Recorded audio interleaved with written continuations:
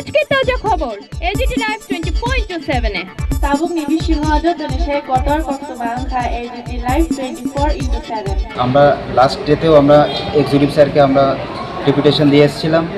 আজকে আমরা ডিএম স্যারের কাছে এসেছি, ডেপুটেশন জমা দিয়েছি।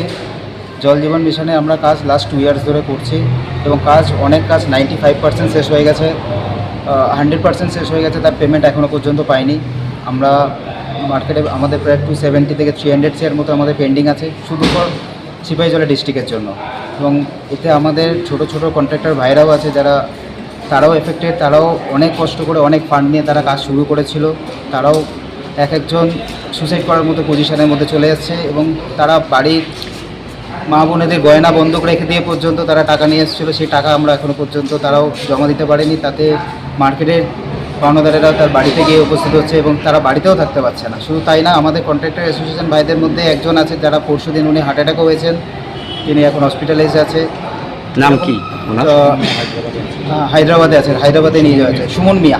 কোথায় বাড়ি? হায়দ্রাবাদে নিয়ে যাওয়া হয়েছে, বাড়ি কোথায়? ক্রিটিক্যাল পজিশন হয়েছেন সোনামুড়া। এরকম আরও 2-3 জন আছে এবং আরও অনেক এরকম পরিস্থিতি তৈরি হয়ে যাবে যেটার দায় আমাদের সরকারকে নিতে হতে পারে। আমাদের সরকারি সাহায্যে আমরা এত ভালো ভালো প্রজেক্ট আমরা নিয়ে এসেছেন, সরকারই নিয়ে এসেছেন এবং সেই কাজ আমরাই করেছি এবং লাস্ট 2 ইয়ার্স ধরে আমরা কোনো পেমেন্ট পাচ্ছি না। এটা সরকারকে দায় নিতে হবে এবং আমরা আস্তে আস্তে ধীরে ধীরে সরকারের কাছে যাব এবং সরকারের সহযোগিতায় আমরা যখন কাজে নেমেছি ওনাদের নিয়ে আমাদের পেমেন্টটা পাওয়ার আমাদের তো সেটা ওপর পর্যন্ত নিয়ে যাওয়ার পুরো চেষ্টা করবেন। আমরা চিফ সেক্রেটারি পর্যন্ত যাব, চিফ মিনিস্টার পর্যন্ত যাব। উনি আমরা সবথেকে সিপাহীজলা ডিস্ট্রিক্ট এমন একটা ডিস্ট্রিক্ট সবথেকে বেশি ভালো কাজ হয়েছে এবং টোটাল ইন্ডিয়ার মধ্যে আমরা প্রাইজ পেয়েছি এখানে সিপাহীজলা ডিস্ট্রিক্ট এবং আমরা কন্ট্রাক্টর অ্যাসোসিয়েশনেই কাজ করেছি, তার জন্য এত ভালো রেজাল্ট হয়েছে। আজকের ডেটে তারাই বেশি ডিপ্রাইভড।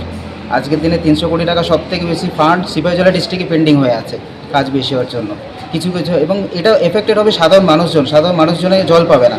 আজকে ট্রিটমেন্ট প্ল্যান চলছে, তাতে কোনো কেমিক্যাল নাই, তো কেমিক্যাল না থাকলে তারা জল ভালো যাবে না, খারাপ হবে। তারা সদ্যজাত ছেলেরা খাবেন, বাচ্চারা খাবেন, তাদের এফেক্টেড হবে, তাদের শরীর খারাপ হবে।